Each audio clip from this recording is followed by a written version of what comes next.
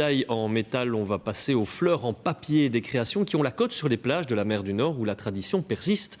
C'est celle des magasins tenus par des enfants. Figurez-vous que c'est même aujourd'hui un patrimoine culturel et immatériel que nous présentent Jérémy de Salle et Isabelle Heusen.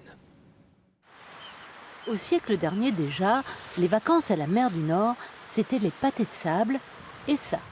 Les enfants, eux, redécouvrent le commerce en échangeant des coquillages contre des fleurs en papier. Et tout ça n'a pas changé. Ces cousins-cousines ont installé leur magasin de fleurs en papier sur cette plage de Knock. Qui va avoir des fleurs? Qui va avoir des fleurs? Et ce matin, les affaires de Louise ne marchent pas trop mal. Elle a confectionné elle-même la plupart de ses fleurs, mais elle en a aussi acheté à d'autres enfants. On prend les belles, mais elles coûtent des fois très cher. C'est quoi très cher? Ça veut dire combien? 165, à partir de 65 et 100 pour moi. Pas des euros! Non, des couteaux. Parce qu'ici, on paye avec des coquillages et pas n'importe lesquels, des couteaux.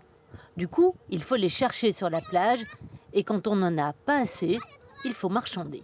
On essaye aussi de les faire comprendre que quand on n'a pas les moyens, il faut parfois se rabattre sur des fleurs plus petites. Voilà, c'est comme ça fait partie du jeu. Lali aussi adore faire et vendre des fleurs en papier crépon. Dans la famille, elle n'est pas la seule.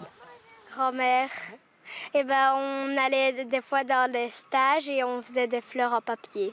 Quand vous étiez petite, vous faisiez aussi des fleurs? Oui, on en a fait avec les grands-mères. On allait chercher ces coquillages au bord de l'eau. Et ici, en hiver, moi je vais chercher des coquillages couteaux pour ma petite fille.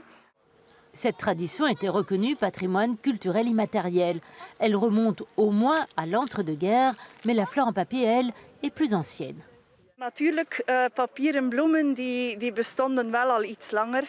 We zijn zeker dat dat al in de Belle Époque-periode veel gebruikt werd. Onder andere om interieurs op te smukken, maar ook in processies en stoeten en zo verder. Alors qui sait, les enfants et petits-enfants de Louise ou de Candice feront peut-être eux aussi des fleurs en papier.